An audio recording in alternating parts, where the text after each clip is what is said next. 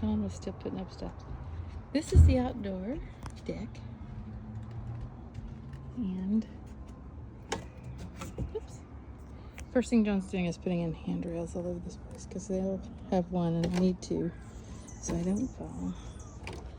I do that sometimes. Anyway, that's a cherry tree. But and those are cherry pits that get on the patio. And they also bring little rats and skunks and critters, but not too much. There are some leaves that change in the fall, apparently. I asked somebody once, do the leaves change colors here in the fall? She goes, yes, look at them, they're beautiful. It's like, oh, they look exactly the same to me. That is also some kind of a tree that the birds eat the fruits of, but I'll stand over here. This is where we're staying in our pictures. This is the back patio. Somebody's got a pretty tree. That's the neighbors. This is the back patio, and you can see it's kind of like a 3-ring circus. You've got a pad there, a paddock kind of thing there, and another one there. This is an apple tree, and I came out here and disturbed a critter the other day. I don't know what he was, but he ran away. Thought his food. They do fire hardening here, which means, see the apples? Which means you have to have no problems, no fire risks within 500 feet of the house. And the whole house was, or this whole area right here I'm about to show you, it's just had the most beautiful, I forgot what had the most beautiful, I mean, what those were called. I don't remember. I don't think they're bougainvilleas, and those other pink things are the bougainvilleas. Anyway, they had all of those right here. And the firemen came and cut it all up, which we weren't happy about. But our house has a 38% chance of burning down. Like, not like if it catches fire, like a 38% chance in life of burning down. But anyway, as you can see, it's a really big area. See, there's my foot, so you can see it's a big old patio. You can see Daniel Tessa's little niece, or nephew, sorry, Enzo, is super, super athletic, which is really funny because neither Jake nor Ed are. Tessa was. But anyway, he reminds me of Ethan a lot when Ethan was little because he's got a really good sense of timing. That's Rosemary. That was.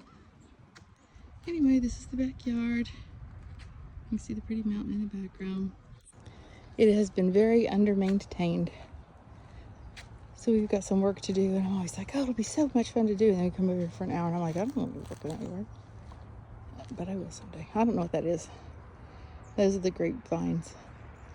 Anyway, it's half an acre, but it feels a lot bigger than our house, our acre at other places we've lived. There's new birds I don't recognize. But see, you can walk down here. And they did try to, I guess, do some landscaping with lava rocks. And you can see how the grapevines are gone wild here. That's also rosemary. And isn't that huge? But it just grows wild. It smells very good. And this is the backyard. As you can see, like, there used to be these 3 wooden, looks like raised beds. I know I'm a travel video person, I'm sorry. Wooden raised beds, but we're going to tear those down because I won't keep that. We're just going to replace all of this. They don't really do grass out here. It takes too much water, and water costs a gazillion dollars. But there's a lot of ground coverage that is drought resistant. So I'll stop videoing for you here in a second. And Laura, do you remember Grandma Bird's house? Always have these poppers. We call them poppers. They're just like things like this. These are bigger than Grandma had.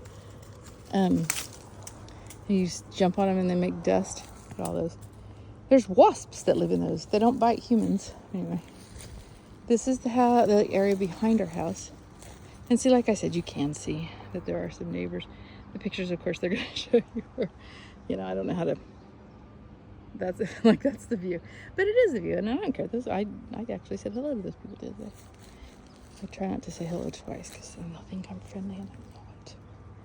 Anyway, that's a drainage ditch that joins all the neighbors, so that I don't know why. I guess for flood, we're not in a flood zone, but every neighbor down the street has just blocked it off with wood.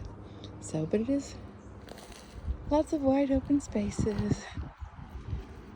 Like I say, if you come over there, you can see that there is a house down there, but I don't care. It's not, I mean, if I threw a rock right now at the place we rent, which is a fine little place, it would hit 5 houses.